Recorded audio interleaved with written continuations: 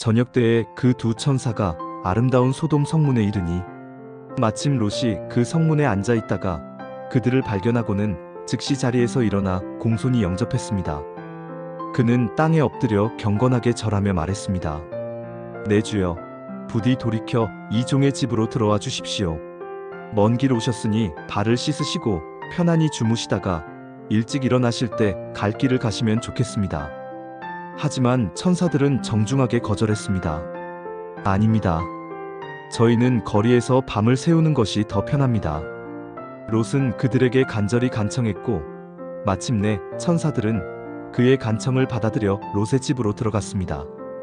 롯은 그들을 위해 정성껏 잔치를 준비했고 누룩없는 빵인 무교병을 구워서 대접했습니다. 그들은 롯이 차려준 음식을 감사히 먹었습니다. 그들이 아직 잠자리에 들기 전 놀랍게도 그 성의 사람들, 곧 소돔의 모든 백성들이 늙은 자로부터 젊은 자까지 한 사람도 빠짐없이 모두 모여 롯의 집을 사정없이 에워쌌습니다. 그들은 큰 소리로 롯을 부르며 위협적으로 말했습니다. 오늘 밤 내 집에 들어온 그 남자들이 어디 있느냐? 당장 그들을 이끌어내라. 우리가 그들과 성관계를 가지려 한다. 롯은 다급히 문 밖으로 나가서 뒤로 문을 굳게 닫고 그 무리에게 절규하듯 말했습니다. 내 형제들아, 부디 이처럼 악한 일을 행하지는 말라. 내게는 아직 남자를 가까이 하지 아니한 순결한 두 딸이 있노라. 청하건대 내가 그들을 너희에게로 이끌어낼 터이니 너희 눈에 좋을 대로 그들에게 행하고, 다만 이 사람들은 내 집에 귀한 손님으로 들어왔으니 이 사람들에게는 어떤 해도 끼치지 말라. 하지만 소돔 사람들은 롯의 말을 비웃으며 소리쳤습니다. 너는 저리 물러나라. 그들은 또다시 롯을 향해 비아냥거렸습니다. 이자가 고작 이방인으로 들어와서 우리 가운데 거류하면서 감히 우리의 법관이 되려 하는구나. 이제 우리가 그들보다도 너를 더 혹독하게 해야 할 것이다. 그들은 롯을 거칠게 밀치며 더욱 가까이 다가와 집 문을 사정없이 부수려고 했습니다. 바로 그때 롯의 집에 있던 그 두 사람이 손을 내밀어 롯을 급히 집 안으로 끌어들이고 문을 굳게 닫았습니다. 그리고 문 밖에서 롯의 집을 에워싸고 있던 모든 무리, 즉 어른아이 할 것 없이 모든 소돔 사람들의 눈을 멀게 했습니다. 그들은 문을 찾느라고 허둥지둥 헤매었고 결국 아무것도 찾지 못했습니다. 그 천사들이 롯에게 다시 말했습니다. 이 외에 내게 속한 가족이 또 있느냐? 내 사위들이나 내 아들 딸들이나 혹은 이 성 중에 내게 속한 다른 사람들이 있다면 그들을 모두 이 성 밖으로 이끌어내라. 우리가 곧 이곳을 멸망시킬 것이니 이들의 죄악으로 인한 부르짖음이 여호와 앞에 너무나 커서 여호와께서 이곳을 멸하시려고 우리를 보내셨노라. 롯은 급히 나가서 자신의 딸들과 약혼한 사위들에게 이 사실을 알렸습니다.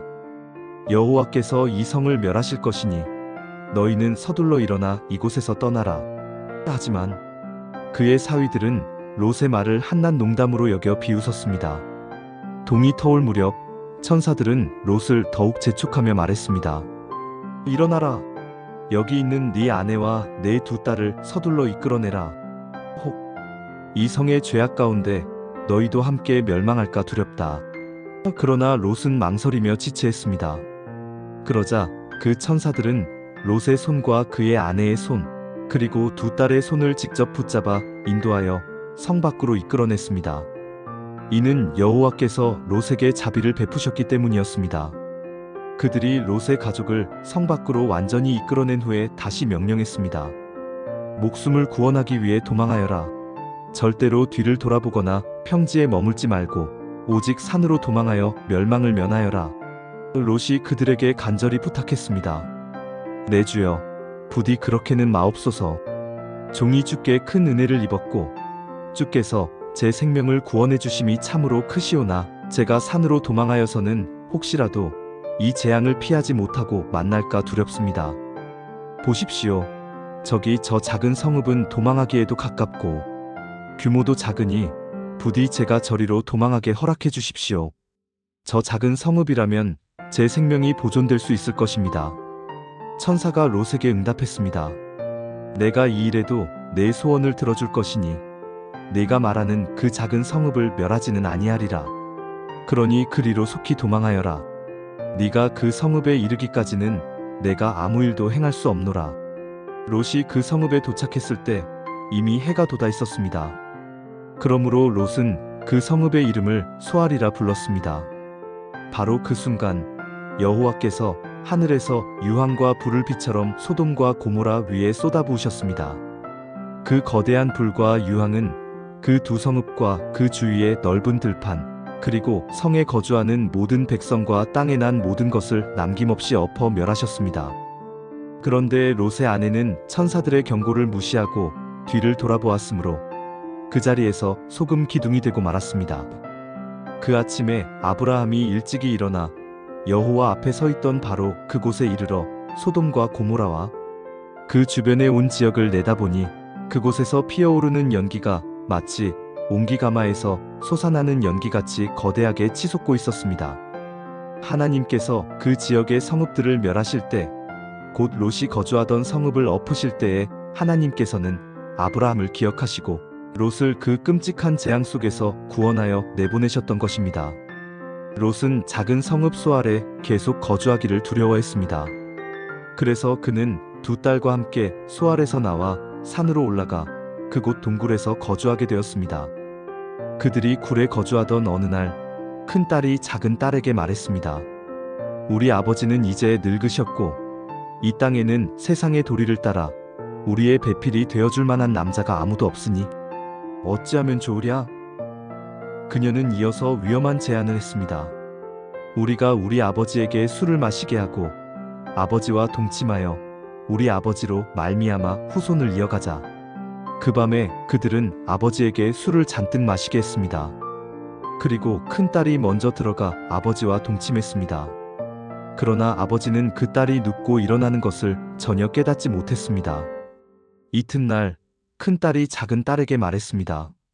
어제 밤에는 내가 우리 아버지와 동침하였으니 오늘 밤에도 우리가 아버지에게 술을 다시 마시게 하고 이제 네가 들어가 아버지와 동침하여 우리 아버지로 말미암아 후손을 이어가자. 그 밤에도 그들은 아버지에게 술을 잔뜩 마시게 했습니다. 그리고 작은 딸이 일어나 아버지와 동침했습니다. 그러나 아버지는 이번에도 그 딸이 눕고 일어나는 것을 전혀 깨닫지 못했습니다. 결국 롯의 두 딸은 아버지로 말미암아 임신하게 되었습니다. 큰 딸은 아들을 낳아 이름을 모압이라 하였으니 그가 바로 오늘날 모압 족속의 조상이 됩니다. 작은 딸도 아들을 낳아 이름을 베남미라 하였으니 그가 오늘날 암몬 자손의 조상이었던 것입니다. 이처럼 끔찍한 사건 속에서도 하나님의 섭리는 계속되었습니다. 시간이 흘러 여호와께서 말씀하신 대로 사라를 돌보셨고 여호와께서 말씀하신 대로 사라에게 놀라운 은혜를 행하셨으므로 마침내 사라가 임신하게 되었습니다. 하나님께서 말씀하신 바로 그 시기가 되어 그녀는 노년의 나이에 아브라함에게 귀한 아들을 낳았습니다. 아브라함은 그에게 태어난 아들 곧 사라가 자기에게 낳은 아들을 이삭이라 이름 지었습니다. 그리고 그 아들 이삭이 태어난 지 8일 만에 아브라함은 하나님이 명령하신 대로 그에게 할례를 행하였습니다. 아브라함이 그의 아들 이삭이 그에게 태어났을 때의 나이는 무려 100세였습니다. 사라가 기쁨에 겨워 말했습니다. 하나님이 나를 이렇게 크게 웃게 하시니 이 소식을 듣는 자마다 나와 함께 웃으리로다. 그녀는 또다시 감격하며 말했습니다. 사라가 자식들을 젖먹이리라고 누가 감히 아브라함에게 말하였으리요마는 보라. 내가 이처럼 노년에 그에게 아들을 낳았도다. 아이가 무럭무럭 자라 젖을 때게 되자 이삭이 젖을 때는 바로 그날에 아브라함은 성대한 잔치를 베풀어 온 가족과 이웃을 초대했습니다. 그런데 사라가 보니 아브라함의 아들이지만 애굽 여인 하갈이 사라에게 낳은 이스마엘이 어린 이삭을 희롱하고 있었습니다. 이 광경을 본 사라는 아브라함에게 격분하며 말했습니다. 이 여종과 그 아들을 당장 내쫓으십시오.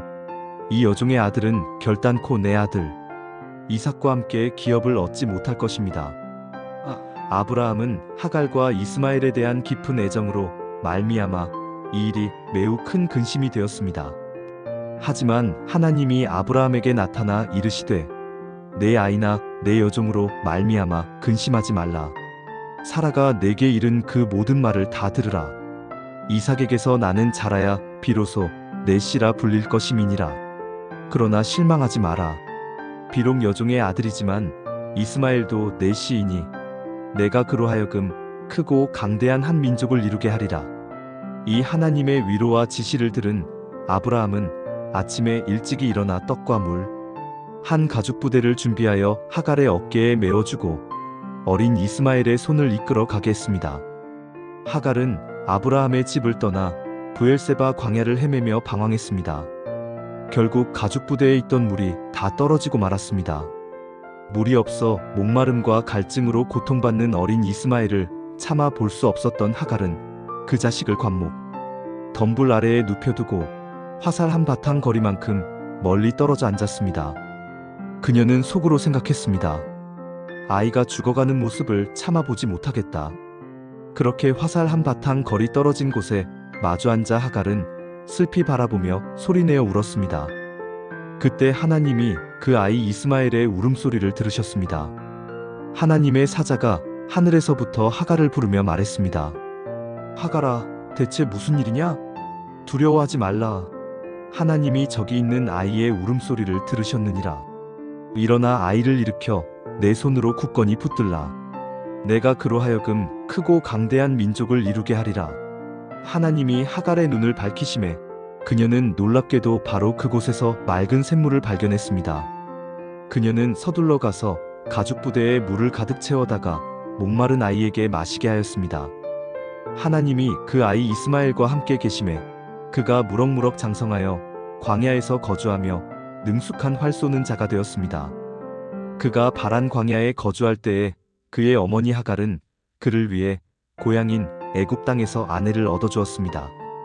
얼마 후 아비멜렉과 그의 군대 장관 비골이 아브라함을 찾아왔습니다. 그들은 아브라함에게 말했습니다. 네가 무슨 일을 하든지 확실히 하나님이 너와 함께 계심을 우리가 분명히 보았다. 그러므로 이제 너는 나와 내 아들과 내 손자에게 결코 거짓되이 행하지 아니하리라는 것을 이 자리에서 하나님을 가리켜 내게 맹세해다오. 내가 내게 늘 후대하고 친절하게 대했던 것처럼 너도 나와 네가 지금 머물고 있는 이 땅에 정직하게 행할 것이니라. 아브라함이 대답했습니다. 내가 맹세하리라. 그런데 아비멜렉의 종들이 아브라함의 우물을 강제로 빼앗은 일에 관하여 아브라함이 아비멜렉을 꾸짖고 책망했습니다. 아비멜렉이 당황하며 말했습니다. 도대체 누가 그런 못된 짓을 하였는지 내가 전혀 알지 못하노라. 너도 내게 미리 알리지 아니하였고 나도 그 일을 전혀 듣지 못하다가 오늘에야 비로소 들었노라. 아브라함은 이 상황을 해결하기 위해 양과 소를 가져다가 아비멜렉에게 주고 두 사람이 서로 평화로운 언약을 맺었습니다. 아브라함은 또 7 암양 새끼를 따로 놓았습니다. 아비멜렉이 아브라함에게 의아해하며 물었습니다. 이 7 암양 새끼를 따로 놓은 것은 대체 무슨 의미냐? 아브라함이 설명했습니다. 너는 내 손에서 이 암양 새끼 7을 받아 내가 이 우물을 직접 판 확실한 증거로 삼으라. 그리하여 두 사람은 그곳을 브엘세바라 이름 지었으니 이는 두 사람이 거기서 서로 맹세하며 언약을 맺었기 때문이었습니다. 그들이 브엘세바에서 언약을 굳건히 세우고 나자 아비멜렉과 그의 군대 장관 비골은 떠나 블레셋 사람의 땅으로 돌아갔습니다. 아브라함은 브엘세바에 에셀 나무를 심고 그곳에서 영원하신 하나님 여호와의 이름을 부르며 경배했습니다. 그는 블레셋 사람의 땅에서 여러 날을 평화롭게 지냈습니다.